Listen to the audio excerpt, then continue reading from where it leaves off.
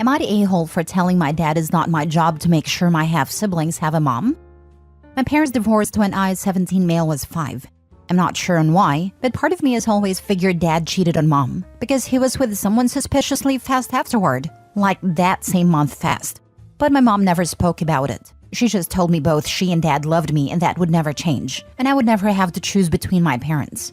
My dad was in 2 live-in relationships post-divorce. When I was 7, he was with Jen and had Luna, 9, with her. And then when I was 10, he was with Bree and had Harry, 7. Jen and Bree both stopped being moms to their kids, and so my dad became a single full-time parent to my half-siblings. From that point onward, my dad has tried to convince mom she could step up and at least fill some kind of female role model relationship with them. He also corrects me into half-siblings term and says we are just siblings. And if I were to call them just my siblings, it might soften mom's heart to being a female or maternal figure for them. He would ask mom on my behalf to let me have my half-siblings over to her house during her custody time. My parents share equal time with me. He would claim I really missed my half-siblings when I was gone, and he would claim I wanted to spend every holiday with them, etc. None of this is true. I never said those things or implied them. Luna is having a really hard time having no female family members. She has a dad, 2 half-brothers, and an uncle. So dad has been more forceful about mom's part in all of this lately, and now he's trying to rope me in more. He sat me down recently and told me my half-siblings deserve to have moms, and I could help them with that. I could share my mom and let them feel the love they deserve to feel. He said that I always treated them like lesser siblings. First with always using half, and then with not trying to include them in my life at my mom's house. He told me this is where my role as big brother needs to really take off. In a response, I told him it's not my job. It has never been my job to provide my half-siblings with a mom. I told him it was on him and their actual moms to do that. And I told him it was sick how he kept trying to rope my mom in. I told him to accept that he only had 1 kid with mom, and she was only obligated to care for me. His answer to that was, I was disappointing him with both my response and lack of concern for the overall well-being of my half-siblings. And he told me to do better, be better, and care more about my innocent little siblings. I told my mom about it, and she tore dad a new one for putting this on me. She told me I'm not wrong for what I said to him, but my uncle also said I could have more compassion for my innocent half-siblings. Am I the a-hole? Now for the top comments. Not the a-hole. You and your mother have no obligation to provide a mom to your half-siblings. Your father is a moron to think his first wife needs to mother his next 2 children with other women. Your uncle's opinion is irrelevant. None of this is on you. Absolutely. I wish I could upvote this a million times. Your mother seems to have your back and your dad just wants time away from his kids. So if he can palm them off to your mom, it's a win for him. It must be cramping his style trying to find a 4th woman to have a kid with. It comes down to the fact that dad doesn't view women as individuals. He sees them as interchangeable, and based on the services they can provide and the tasks they do, like an employee, not a person and not a partner. This is probably why his relationships eventually fail. OP is not a-hole. Not the a-hole. Your siblings would be fine without a mom if your father stopped pointing out that they're missing out. Dad is just looking for a free babysitter. But dad picked the mother of these kids, and he chose poorly. That's on him, not your mom. It sounds like the best thing for you would be to just go stay with mom. Let dad figure his life out without putting any of it on you. Exactly. It is not OP nor her mother's problem nor fault that 2 out of 3 baby mamas of his are trash. And he's garbage for trying to parentify OP and dump his parental responsibilities on his first ex/OP's mom that has no legit reason, need, nor want to be a mother of his other kids except to OP who is her own. Not the a-hole. I bet OP's mother can't wait till OP is 18, so OP can go no contact on his pathetic butt.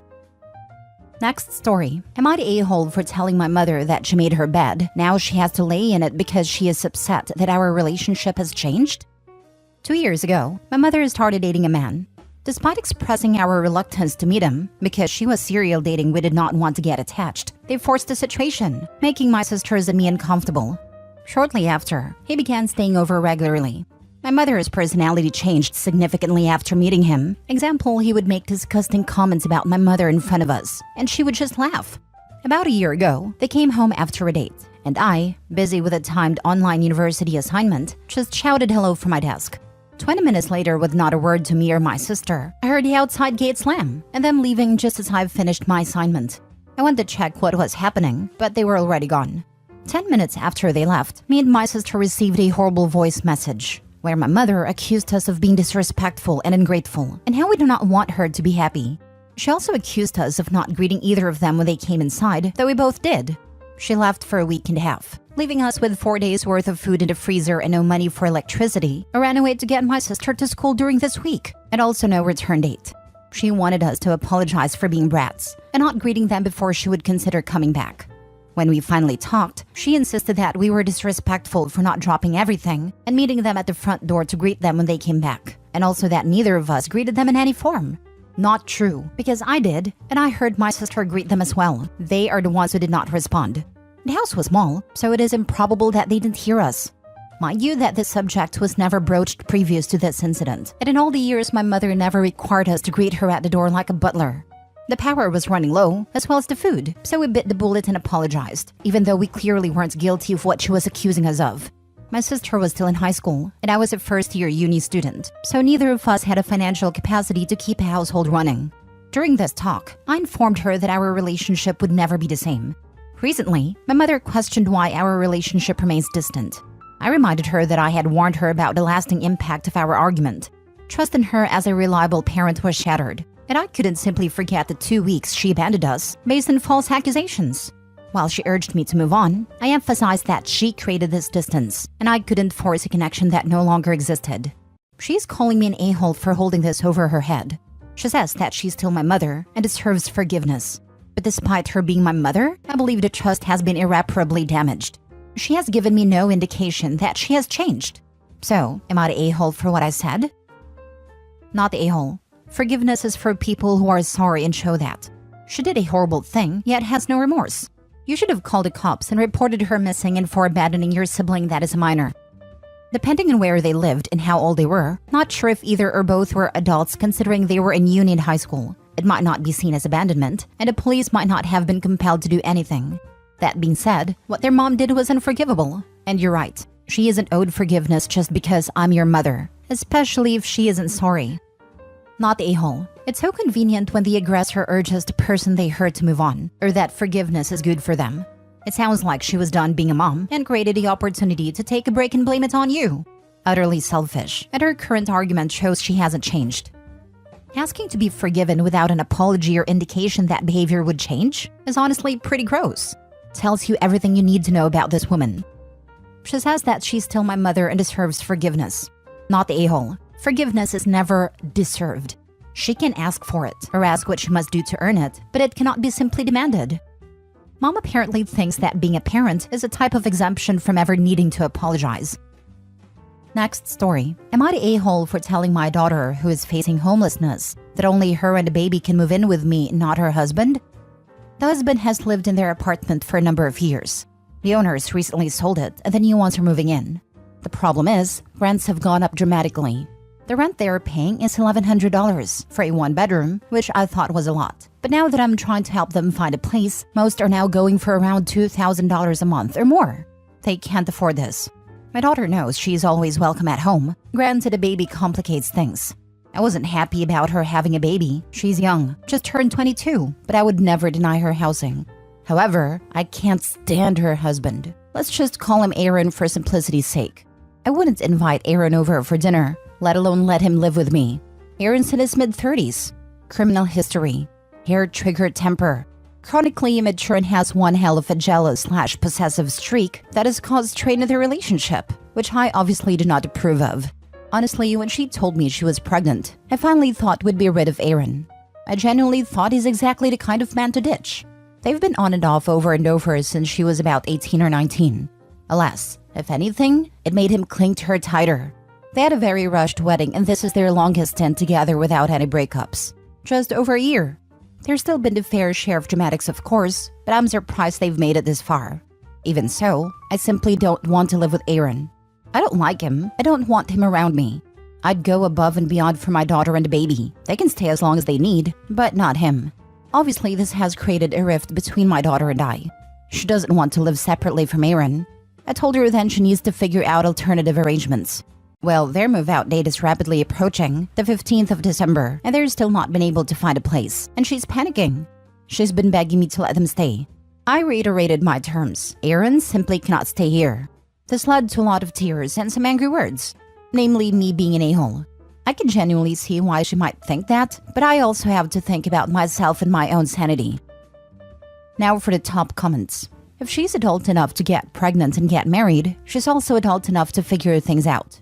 Either she accepts her terms as it's her house, or they can stay with friends or his family. Can't have it both ways. Not the a-hole. Unfortunately, that's not really how things work. I realize that even adults need help from time to time, sometimes a lot of help, and that's okay. Heck, I need help occasionally too. For my own sanity, my helpfulness has its own limits, and I hope my daughter will eventually understand this. I realize they're in a tough spot. The vast majority of her friends live at home still, whereas the ones that don't live with multiple roommates and aren't in a position to help. Aaron, from what I've gathered, doesn't really have family beyond a brother in another province. I know he's done a lot of work on himself, so has my daughter, and has distanced himself a great deal from his former friends. I realize their options are extremely limited, but like I said, my ability to help has its limits. Not the a-hole. It's your house and your life. You are being very generous in your offer. I get that she doesn't want to be separated from her husband, but just because he's worked on himself does not wash away all of the hurt that has caused. Stand strong. Do not be guilted into this. Not the a-hole. Aaron is a one-man communist parade. He comes with so many red flags. Man in his 30s chasing a teenager, criminal record, anger management issues, jealous/possessive/controlling. With all those, I would guess if you did allow him in the house and got a front row seat, you'd probably add some form of abuse to the list. But it's valid not to want that in your home, and living with Aaron would probably tank your mental health. In addition, if Aaron hasn't gotten his act together by now, clearly there is something going on, and he's not going to get his act together anytime soon.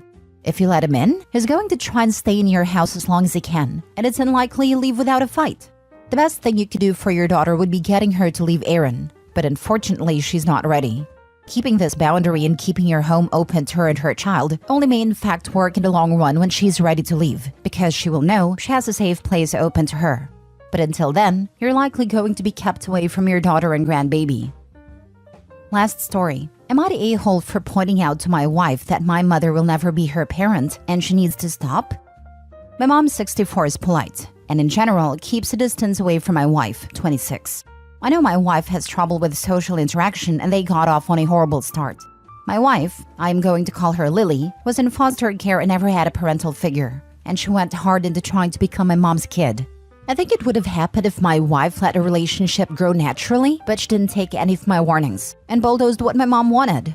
A few examples. She kept calling her mom even after she told her multiple times to call her by her name. Lily would make her uncomfortable, especially when she would ask my mom very personal question or go way too deep. I have talked to her so many times, but she doesn't stop. The family has taken their concerns with me too, and have straight up told her to stop. The big turning point was when my mom and her daughters, my sisters, went to visit a deceased family member. It's a tradition between the three of them. Well, Lily heard about it and went. It went very poorly, and my sisters dislike Lily now too. We are invited to events that are still in the family, but the women of the family keep their distance. There is a girls' trip around Christmas, and she wasn't invited. This made my wife very upset and was ranting. I had enough when Lily said she was her kid. I snapped and told her my mother will never be her mom, and you need to stop. She ended up crying and now I feel guilty. I just don't know how to get it through her head that she needs to stop. I've talked with her so many times, and she is already in therapy. I see both sides of the story here. I feel so sad for your wife, but also for your family. I can imagine your wife thinking for a long while that once she gets married, she'd finally have parents. It was her last chance to get some, in her mind I'm sure. Unfortunately, that's not always how life works, and I don't think you were the a-hole for saying what you said. It's good that you did. She can finally come to the realization that they're never going to accept her as their own. Hopefully she'll stop trying so hard. My heart goes out to her though. Maybe she should see a therapist to help her process her childhood grief. Not the a-hole. She is seeing a therapist. Have you considered doing a joint session together specifically to discuss the relationship with your family? She doesn't want to do that. I have suggested it before, and she would find it uncomfortable for me to be so close to her therapists. She can understand her own feelings of being uncomfortable with you being close to her therapist, but can't understand that your mom is uncomfortable with her forcing closeness on her? That's a little concerning. I know her therapist cannot and should not tell you anything, but you can still tell them things. I don't think it would be a bad idea to tell the therapist your concerns and even ask what you can do to support your wife while still maintaining healthy boundaries in the family. Sure does sound like the therapy isn't at all working, to be honest. I'm sure you could have been gentler to her in telling her what you did, but I'm still going not the a-hole. It sounds like she has been warned and told so many times. At what point does she take responsibility for her actions? I just don't get why she's so fixated on this. It's a miracle that my mother is still polite to her. I know it has to do with foster care, but after being told to stop so many times, I am confused about how she will ignore everyone and keep going.